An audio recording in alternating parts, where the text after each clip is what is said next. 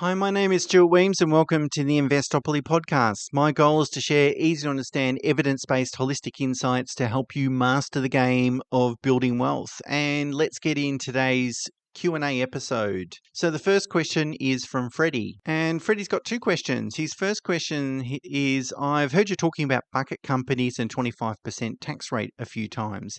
Isn't it the case that most bucket companies will suffer a 30% tax rate unless they have substantial active business income? Bit of a technical question for those that are listening. If you have an investment company and you're not self-employed, it's almost certainly going to attract a 30% tax rate. If you have a corporate beneficiary or investment company, if you like, in the way that I talk about them, and you're self-employed and your business is set up via a trust, then with a corporate trustee for asset protection, of course, then it's possible in that situation and preferable that you can then distribute business income into that corporate beneficiary and achieve a 25% tax rate. So really the question then, Freddie, is where is the business income earned? If it's in a company, then you're going to be stuck on a 30% tax rate because essentially that bucket company will receive dividends, not business income. If you're operating in a trust, you can get a 25% tax rate. I will say, who cares what the tax rate is? And the reason I say that is obviously when you pay tax in a company, you get a credit for that tax. So, I mean, it does matter, of course. I'd rather pay 25% than 30, but essentially what we're trying to do is accumulate wealth in an entity where I'm going to get a credit for the tax and then pay that business profit or capital gains or investment income to myself when I'm on a low income, say in retirement, for instance, and then get a credit for the tax that I've already paid. So you potentially get a refund and end up paying no tax. So if I'm able to use a company in that manner, then I'll eventually get the tax back anyway. So even though I have to pay 30, it's still going to work out well for me. If you are self-employed, then you want to really think carefully about, whether your business is in a trust or company, because that could be a consideration. It's really going to depend on lots of different things, but good pick up there, Freddie. There is a bit more to it. And in fact, I've been thinking more and more about investing in a company and the benefits of that in terms of also avoiding what's called Div 293 tax, which is the tax that is applicable if you have what they call an adjustable taxable income of more than 250, which really includes any distributions, dividends, PAYG income, super contributions, even adding back investment losses, so negative gearing, those sorts of things. Anyway, I'm going to get into that next year, but it's a good point, Freddie. Okay, Freddie's next question is, you talk a lot about returns. For example, 7% is long-term return on investment in equities, or reference to a 5% interest rate on bank deposits, or returns on property or super, or all things that I've heard you talk about. However, this is not often comparing apples with apples because of tax. In particular, returns in my super fund are always quoted after tax. They won't, I have asked, reveal the tax on earnings, only the tax on contributions. Therefore, it's impossible for me to see how my super fund is really doing in the market because of the tax distortion. Tax may exaggerate returns if the tax rate is negative due to refundable franking credits, for example. In addition, tax on super can vary a lot depending on, for example, if the fund is in accumulation or pension phase. In summary, isn't it difficult or dangerous to discuss returns on investments without acknowledging the tax overlay?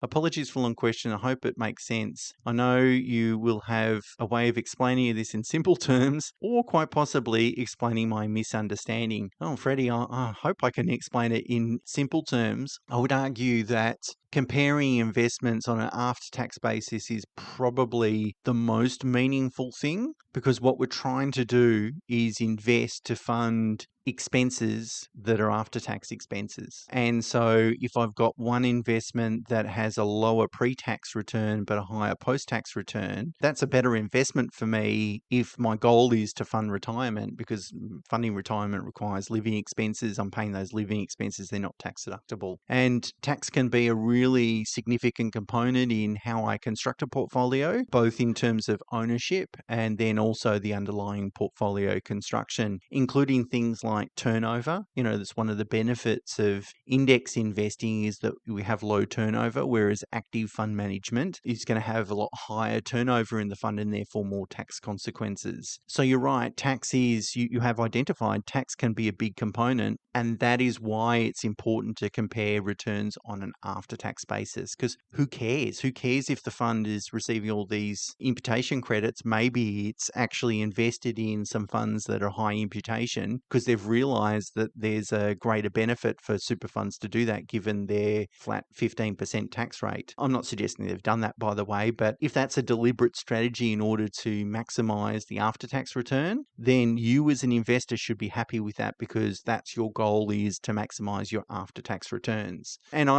same for financial advice and financial planning. I'm mostly concerned, in fact, our whole business is really focused on maximizing after-tax returns. We are from if you just look at the financial planning team in a silo, they're going to think very carefully and a lot about tax components, turnover, distributions, the tax nature of distributions. They're going to think about all those things because we know tax matters. And then if you look at the accounting team in isolation, they're also going to be thinking about, okay, if we're investing these monies, whether it's in property or share market or super, whatever, how's it going to behave from a taxation perspective, as I said, because these are really important decisions. So, Freddie, I think that's the best way to look at it. And I think if you ignore the tax element, you're actually ignoring a pretty significant factor that good or bad decisions could have a significant impact on your financial position. But it's a really great question, Freddie, and I hope that's been a simple explanation. Okay, next question is from Andrew. It's another really good one, actually. Andrew writes, I'm a time-poor professional in my mid-30s with cash savings of $450,000, super of $150,000, and annual income of $140,000. I have no other assets. I'm single and don't want a partner or kids.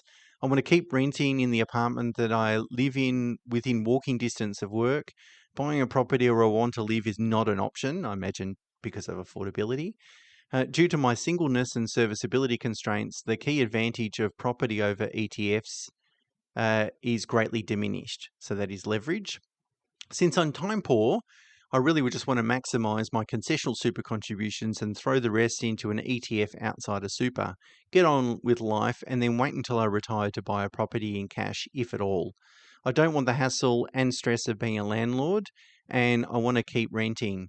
For a time poor single person with limited borrowing capacity, is this generally a good idea?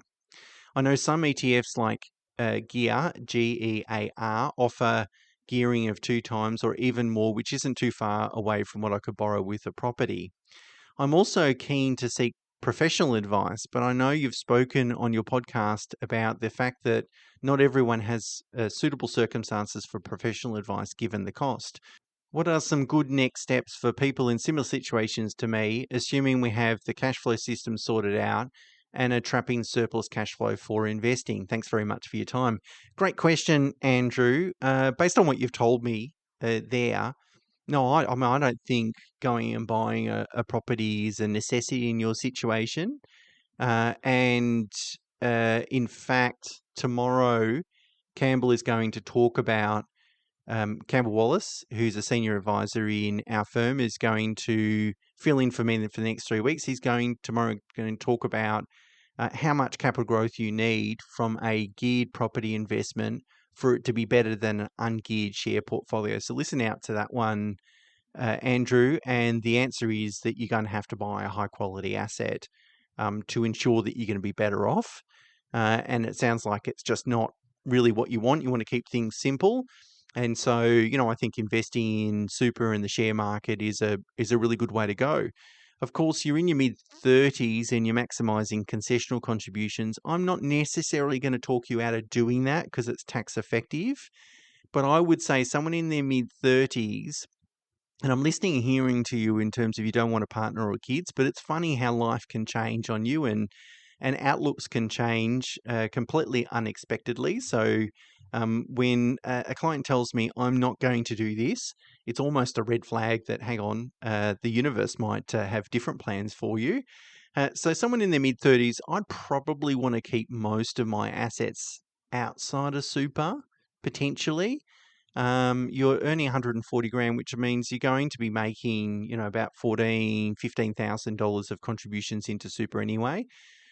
So I would have a think about maybe you shouldn't maximise concessional contributions just in case in 10 years' time you wake up and go, look, I want to go and buy a home. And if you put all that money inside super, you're not going to be able to use super in order to do that. Now, I realise that you've said very confidently that that's unlikely, but as I said, life can sometimes throw some curveballs at us.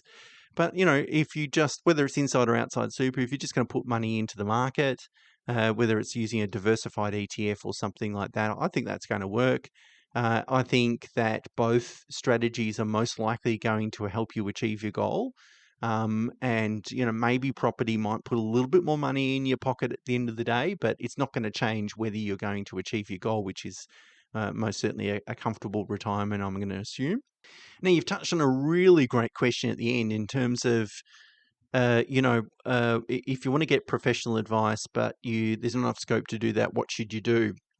And I can just give you my viewpoint as a financial advisor. The way I'd look at your situation is you got 140 grand. You're going to be spending some of that income, obviously, on rent and living expenses. You're going to maximize concessional contributions. Let's just assume you're going to do that. And then you might have, I don't know, 10, 20, $30,000 left over to invest per annum. If I then, let's say it's $20,000 a year to invest outside of super, if I'm going to charge you, say, $5,000 a year, which most advisors are going to do, based on industry research, that tends to be the average fee, then you're going to be paying a quarter of your surplus in financial advice fees. And if you were my brother, Andrew, I would tell you, don't pay a quarter of your surplus cash flow away in fees, because you need to earn a substantial return to be actually in a better off situation. So the fees as a proportion of your surplus cash flow are an important consideration. And even if it's the best financial advice out there, and there are no mistakes and everything is in hindsight perfectly put together, it's still probably going to be hard to sort of justify that advice. So what should you do? Well, you got to educate yourself. Listen to this podcast, of course. I talk about diversified ETFs in many Q&A sessions and in the podcast episodes. Keep it simple. Don't overcomplicate it. If you're investing 20 grand a year, put it into maybe a couple of diversified ETFs. Maybe pick a Vanguard one and a BetaShares one. Maybe throw some gearing in there in terms of a geared diversified ETF. And then just stick with that strategy. And, unless something changes, and of course, if it changes, I'll talk about it in the podcast, I would just keep it really simple, stick with that strategy. And I would argue you probably don't need any personal financial advice, at least based on what you've told me.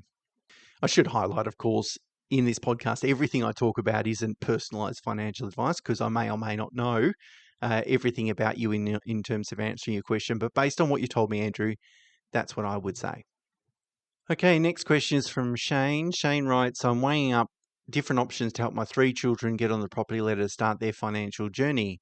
They're all very capable, but I believe the current climate is much harder for them than it was for me to get started on their property journey without some assistance to help them give a kickstart in the right direction.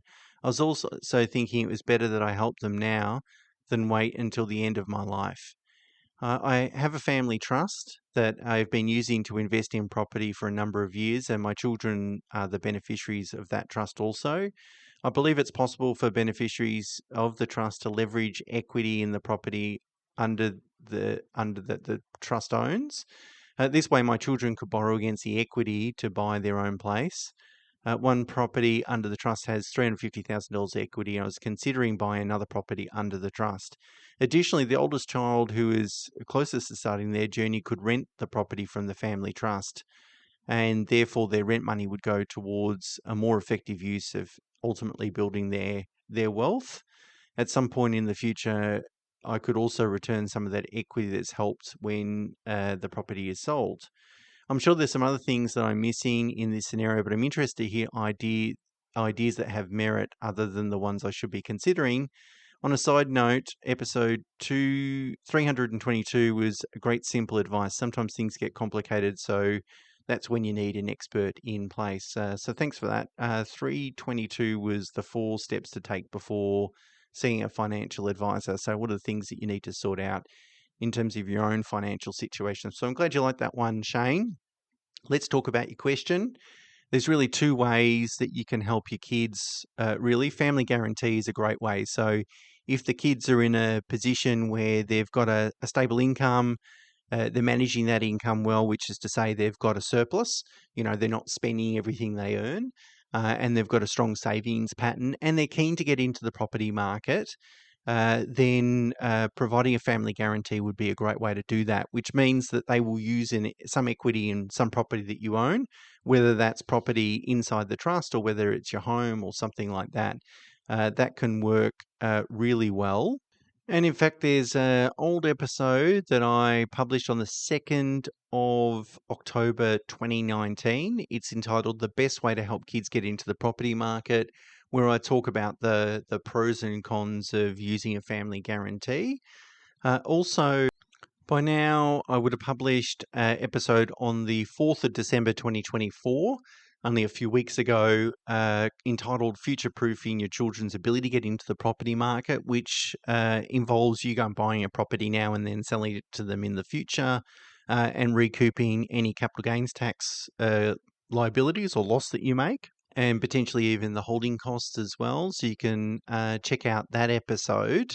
And in particular, in that episode, I talk about, making sure that it's something your children really want to do, and they've got to have sort of kind of skin in the game, if you like, and you match their level of enthusiasm. So if they're under enthusiastic about it, then your level of enthusiasm isn't really going to matter too much. I think they're the two podcast episodes that I would point you to, Shane, that you can start thinking about. I really like the family guarantee option because it gives children more skin in the game. And the struggle to get into the property market and, the decisions we have to make when we do first buy our first home, like we'd like to go out for dinner on a Friday night, but we can't afford it because we've got a mortgage. It's a bit of a rite of passage, and it does give people a great sense of satisfaction in terms of sort of struggling through that and then getting themselves onto the property ladder. And if you help kids out too much, arguably you're sort of robbing them of this opportunity to get that satisfaction themselves. That's more of parental advice than financial, so I don't want to step on anyone's toes there, but just the sort of things that I like to think about. So they're the sorts of things, they're the two episodes, I should say, that you might want to check out, Shane. But thanks for your question.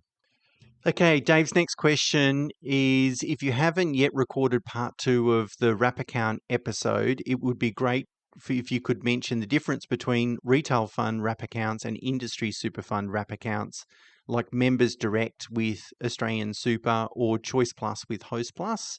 I use Choice Plus and I'm a belief that it has merit. Yeah, thanks for that, Dave. I haven't mentioned the investor direct type of products that are available in industry super funds, and they do act a little bit like wrap accounts in that members can then make their own decisions with respect to how they're going to invest their money. And they can invest in some direct shares, I believe, and also a handful of ETFs. Maybe I should record an episode on that, and I might add it to the list. I think it's a good idea. Just while I'm here, Dave, one of the constraints with that product is that it has a pretty limited investment menu. So, for example, if I had a client that I was advising that had their super in that product, my concern would be, well, I want to add or introduce other index strategies or exposures to geographical markets, but I can't because the menu is just too small. And it's got to be small, right? Because most people that are using it aren't getting financial advice. So the trustee has to think about, not giving people too much rope to hang themselves, of course, because that's a risk as well. So the super trustee needs to be on top of these things. So there's a good reason why the investment menu is pretty narrow. But that, from a financial professional perspective, that would be my concern. The other concern that I'd have is, people making their own investment decisions. Quite often I find that people tend to overcomplicate things if left to themselves.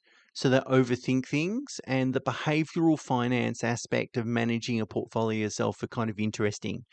So will you have the foresight to make the decisions that you need to make in the times that you need to make them, even when those decisions feel risky? Will you be enticed to make changes to your portfolio where you really shouldn't be making changes to your portfolio? It's these behavioral finance considerations that actually result in most investors underperforming the market just because they're doing the wrong thing at the wrong time. But I'm going to put it on the list, Dave, and hopefully I'll get to it at some point. But I just wanted to share those, at least off the cuff insights. But I really need to sit down and think about the pros and cons of it. Okay, next question is from a listener with the initials VLM. Okay, so VLM writes, I'm 75 years old and have a self-managed super fund worth $1.6 million with the majority of the investment assets invested in my previous business premises with a value of 1.45 million, which produces a net income of around $100,000. So obviously VLM used to be self-employed. He bought his business premises in his self-managed super fund, and that makes up the majority of the assets in the fund. VLM goes on to say, I'm mainly in pension mode. I have other commercial properties in various trusts and do not need the self-managed super fund income to live. I still have about $3 million in debt against these other assets, low LVR of less than 25%, and would like to start reducing debt and to prepare my estate. I have 4 children, all over the age of 40, all hard workers earning good incomes, but all with mortgages. I read the book Die with Zero and appreciate it is better for my children to have the capital now than later. Last year, each of the kids rolled over $200,000 each into my self-managed super fund from their industry funds, and I withdrew $800,000 in my name and gave the $200,000 to each child, which is fine, by the way, because he's taken it out of his account. Their $200,000 is still intact. So my self-managed super fund balance is approximately 50%, and they have about 12.5% each of the super fund. The property in the super fund will do really well over the next few years. When I die, I've been told that the property would need to be sold to pay out my balance. I want to know if I can have a binding death benefit nomination in that my balance will be left equally to the 4 kids without having to sell the property. I would appreciate your thoughts on this. Well, it sounds like you're in a great financial position, VLM, and I like the idea of passing money on to kids before you pass away. As I said, they're in their 40s, got mortgages, would appreciate the financial assistance now rather than in the years to come when you eventually pass away. I like that book, Die with Zero. I've read excerpts of it. I haven't read the full book myself, but from a conceptual perspective, I think it kind of makes sense, or at least has merit. I don't necessarily think in the extreme, as in die with absolutely nothing, but passing on your wealth, whether it's to donate it to charities or to family members or both, while you're still living, to sort of enjoy the benefits of those contributions, I think makes a lot of sense. Anyway, in respect to your question, no, you can't do that. Unfortunately, the property will have to be sold and the money will have to be paid out of super either into your estate or directly to your children in equal parts, depending on how your death benefit nomination is structured, of course. The only time you can leave it in inside super is by having what's called a reversionary pension nomination, which means that your pension, because you're in super pension phase, your pension continues. So that's when you can leave it to your spouse or de facto, children that are under the age of 18, children that are less than 25 that are also still financially dependent on you, disabled children, interdependent relationships. So there are some examples there, but if you've got all adult children that are financially independent, that's not going to work. Of course, they can keep the 50% in the fund, because they've contributed the $200,000 each, and then you've given that back to them. So what you're saying is that your balance is 50%. So only that 50% will have to be paid out. So conceptually, what they could do is that they could have a joint venture between the super fund and themselves, where they own 50% of the property, arguably in personal names or in a trust or some sort of, it's probably going to have to be in their personal names. And then the super fund continues to own the other 50% of the property, because obviously their balances will continue beyond, survive beyond you. But your actual balance will have to be paid out according to your death benefit nomination, which obviously will go into your estate or to the kids. You might actually be worth nominating your legal personal representative, which means that your 50% balance will go into your estate, and then maybe putting a testamentary trust in your will that allows, inside the will, which would say that each child can establish their own testamentary trust, and so their quarter share of your super balance would go into that testamentary trust, and that means that you wouldn't have to sell the property, the commercial property, because it would be owned 50% arguably by the super fund, which is still the 4 kids' remaining balances, and then the remaining share equally across 4 testamentary trusts, which would be really tax effective for them, particularly if they've got kids. And that would be a way to preserve, I guess, that asset, because you can make an in-specie transfer, which is really sort of changing the ownership of the asset, as I understand it, to pay a death benefit. So that could be a way where you could avoid having to sell the asset. But look, it's a really good example, I guess, of how tax, financial planning, and estate planning all sort of come together to try and work out, how we're going to utilize these assets, and how are we going to minimize any implications, the tax implications for beneficiaries and so forth. Pretty complex area, but there's, a bit of value getting it right, of course. Okay, next listener question is from Ryan. Ryan has got 2 questions. So the first one is, you've spoken a number of times about the benefits of wrap products over self-managed super funds, particularly if we're just investing in ETFs, shares, managed funds, those sorts of things. I currently have a self-managed super fund with my wife that's invested in these types of assets. Is it possible to transfer these investments into a wrap product and rid myself of the self-managed super fund compliance obligations and still have the freedom to invest directly in the wrap? And would this trigger capital gains tax or some sort of CGT relief from rolling it over? Okay, so great question, Ryan. Yes, you can. We've done plenty of that in terms of wind-up self-managed super funds and in-specie transfer existing investments. You don't need to sell down those investments. Those investments would just need to be transferred according to the member balances within the super. So what you'd have to do is you and your wife has to have a separate wrap account.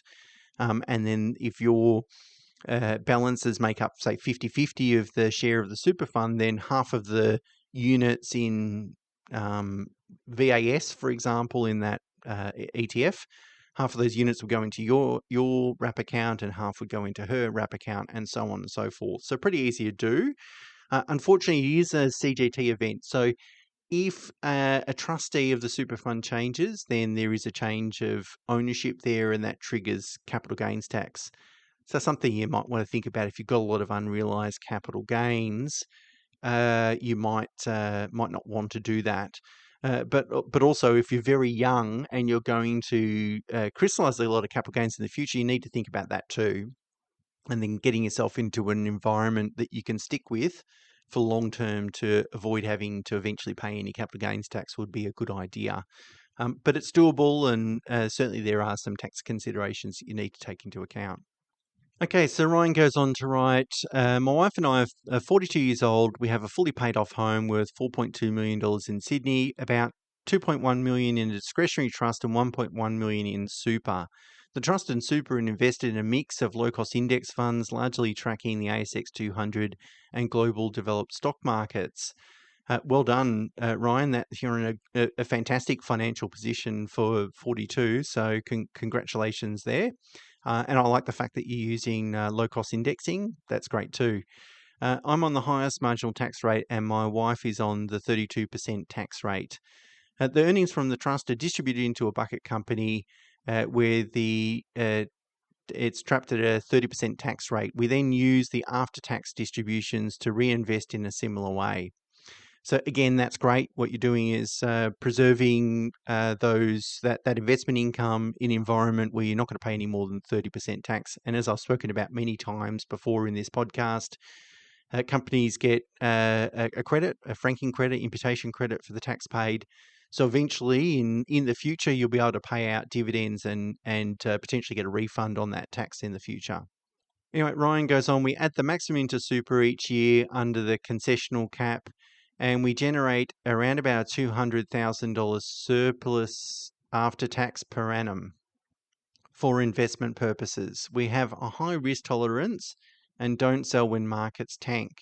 We have one dependent child who's in year 5 and no plans for further children. If we keep DCAing into our discretionary trust with our surplus and maximise our super contributions up to the concessional cap, when is the earliest we could stop working and generate 150 to 200 per annum to spend each year until we die? Any other thoughts on how we could accelerate this retirement age? I also want to just add to say how much of an asset you are to the financial advice community. You add so much value, and I have recommended your podcast many times to many colleagues and friends. You are extremely articulate and providing sound, well-balanced and high-conviction views. Keep up the great work. Well, thanks so much, Ryan. And anyway, well done to you, because as I said, you're using a great approach there. So I did some quick financial modelling on your situation, Ryan. I don't want to do this. I was sort of thought twice about whether I should do this because I don't necessarily want, to receive another 40 emails asking me to do the same thing for someone else. So you'd need to really think about it more carefully than what I have. But from the results that I got, I would say the answer is somewhere in 5 to 10 years' time. If you can if you contributed on this basis, you would probably be able to retire on $200,000 in today's dollars in 5 years' time. I reckon that's probably going to work. Worst case, depends on distribution of returns, and whether that cash flow actually materializes as you've estimated, would be 10 years. One thing I probably will comment on is, you've done incredibly well by yourself. I don't know if you've got a financial advisor, but let me assume that you don't, and you've made all the decisions yourself. So you've got there's nothing that you've done there that I would go, oh, gee, I wouldn't have done that. But I would say that, and you probably don't need financial advice, by the way. If you've done this well by yourself, then you're probably going to repeat the same sort of approach and it's going to work for you. So this is not me saying that you should absolutely, definitely need financial advice, but sometimes we meet clients in sort of similar situations and they don't need financial advice. Like in their situation, you just keep doing what you're doing. You're going to achieve your goals. There's no problems here. Whereas sometimes you meet clients, you go, oh my God, you definitely need financial advice. You definitely need that guidance and help because you wouldn't be able to work it out yourself. But that's distinct from answering the question, should you get financial advice? And I think anyone that has $3 million invested, or in fact, Ryan has 3.2 across the trust and super, he hasn't disclosed or put what the balance of the corporate beneficiary is either, the bucket company that is. But, almost let's call it $3.5 million invested. I would say you should get financial advice because even just a small differential in investment returns in terms of portfolio construction, investment decisions, portfolio risk and asset allocation mix, all those sorts of things can result in significant value. Now, of course, I got a vested interest in saying that because that's my business. But hopefully any vested interest or conflicts of interest don't ever present in this podcast. I'm kind of keen to never talk about our business and what we do and all those sorts of things in this podcast. I want it to be purely educational, but I need to talk about things that I observe, of course. And so, Ryan, in your situation, I actually think it's you could be leaving money on the table by not getting financial advice.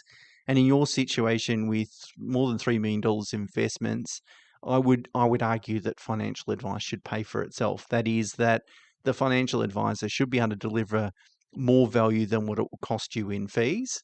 And so therefore, net of it, you're worse off by not getting it. Now, I could be wrong. You could have the perfectly constructed portfolio and made every decision perfectly over the past number of years.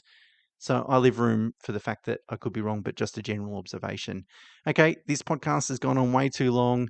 I'll be back next Tuesday for another Q&A session, and in fact every Tuesday through the Christmas and New Year break, because I'm going to try and get through a lot of these really interesting questions. Tomorrow, I'm going to welcome Campbell Wallace, who's a senior financial advisor in our firm.